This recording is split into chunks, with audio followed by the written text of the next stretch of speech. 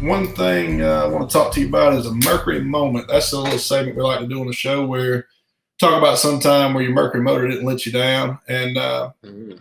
we have a good one for this segment. Yeah, It's believe we're gonna go way back in the archives. yeah, year 2000, I believe. Let's go. Let's And, go. tell me about 20 years. yeah, tell me that time a 23-year-old Randy Howell went out there and did some silly stuff he probably should have done, but it worked out pretty good. Oh man, yeah, that was funny. I mean, you were talking about that last night. I've got so many great Mercury moments because for 20, really 27, 28 years that I've been doing this right out of high school. I've run Mercury my whole life and everywhere, and I've never had it let me down to a point anywhere that it cost me, anything major in my whole career. So that's a miracle to say that for the testament of that. But that one was probably the one that came to my mind the first because we were in FLW. I fished FLW and bass for all those early years. We were at Pascagoula River. And if anybody's watching tonight or watching this on demand later, if you ever fished, it was year 2000 FLW tour was at Pascagoula River, Mississippi. I think it was maybe the only time we ever fished it, maybe 1 year. And that was such a really tough fishery. Nobody was catching a lot of fish, and I had some buddies. I had fished at New Orleans down there from the Classic a few times in '99. I'd been there right before it, and I'd done well down there in Venice. So, and it was actually not the Classic. It was it was a Bassmaster Top 100 or something back then. So I wanted to go over there to Venice. I said, well, shoot. I looked on the map. My Lowrance back then, I don't know which Lowrance it was. It was probably the X27C or something, I think. But I looked across that map and I could see it, and it was just a straight line there. And I'm like, well, what I need to worry about that? If I can get there and I can catch fish quick, I'll just make that run. So I drove over there and practiced on the truck, launched over there, and went in. I found them; they were loaded in these two little ditches, pipeline ditches, and so I got Robin to put me in over there, and she went back, and I said, well, I'm gonna come back by boat and find my way back in practice. So I got over there and caught them, knew where they were, filled it up with gas there in the wagon wheel in Venice, and I hit the Gulf and had a light breeze. Back then I was running a Triton, a 22-foot Triton, a TR22 with a Mercury Optimax, and it was one of the early years of Optimax that just kind of come out in 2000.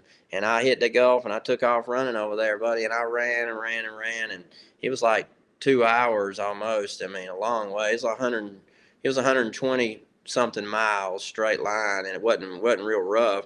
So yeah, maybe you can pull it up on the angler map there and we can see it. So I come in over there. So I said, well, we're going to do it. So I told my partner next day, we're going to make this run. Just bring you some, clothes. Supposed to be foggy, might be raining or whatever. So we take off the next morning, and I set out to run over there. And as soon as we hit the Gulf, I wish I could point at that and touch it. You could see it. You're You're doing exactly that, right. but yeah. Yeah, right where Pascagoula River comes out. Right as we got out of Biloxi and Pascagoula right there, hit that Gulf, it was solid fog, and you couldn't see. And if any other anglers watching this, man, I'll tell you, they'll never forget it. It was solid fog, and my GPS is all I had. And I had made me a trail across there. Yeah, you're laughing.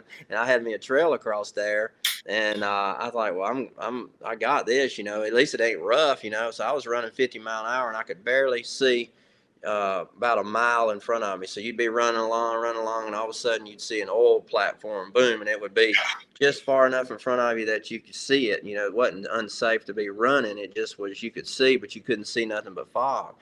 And I run all the way across there, and we get out there. I didn't tell you this part of the story last night. I saved this for tonight. We get 75 miles out, right in the middle of nowhere out there, and all my power went out in my boat, Oh my gosh. and I just everything quit. And my motor was running, but my GPS went off. Everything in the power, the electronic part went out in the dash.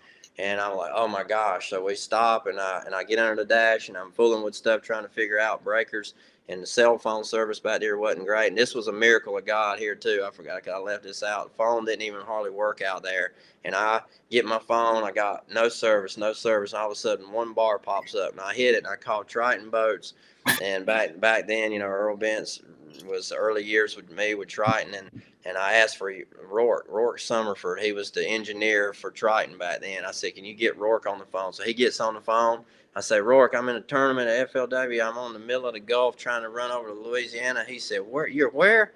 I said, I'm in the middle of, he said, what in the world are you doing in the middle of the Gulf? I said, I'm trying to get over here to Venice. I said, don't worry about it. Just tell me what to do to get my power back on. He said, oh man, go under the dash and there's one big plug that plugs into the brain under there. And if you see, make sure that pin's in good. So boom, the phone cuts off. No more service. I can't call back, won't go through. So I get under there. Finally, sure enough, that little pin was popped out. I popped it in, power came back. My partner had gotten seasick because it was foggy and you was disoriented, you couldn't see. And we got back running. I took off, got over there, gassed the boat up. I ran in that canal. Bam, bam, bam, bam. I caught like 13 or 14 pounds, I think.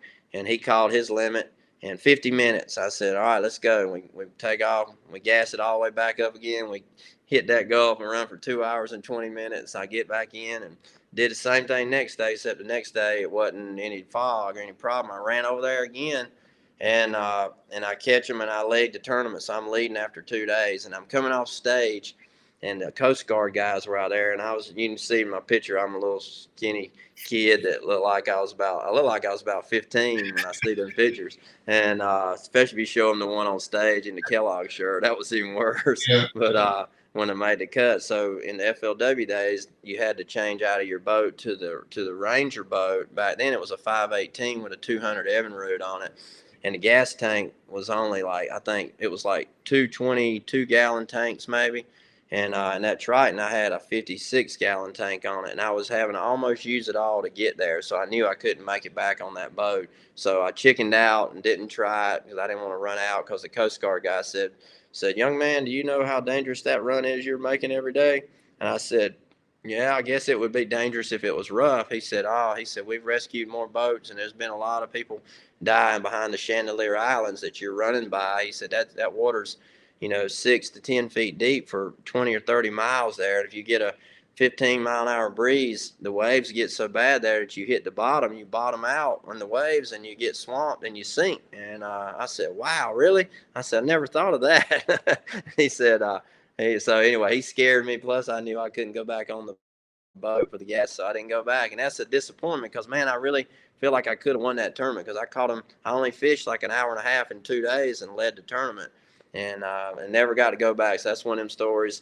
My Mercury didn't let me down. I got there, got back, and I just wonder what would have been if I could have used my boat the whole time and kept going all the way back. I might could have won it, but it is what it is. That's the story. That's the Mercury moment for the day. Yeah, that's a Mercury moment right there. That's glad you made it past 23 because that would have been I would have tried at 23 too. But I've already seen that. I'm too smart. Anyway. I tell you, I like to think that at 40, I'm 46 now. I like to think I'm a little smarter than I was by then. But I tell you, if I felt like I could go catch them real easy, like I did then, I'd probably do it again. Made you run. I mean, I think so. Yeah. So why not? Mm-hmm.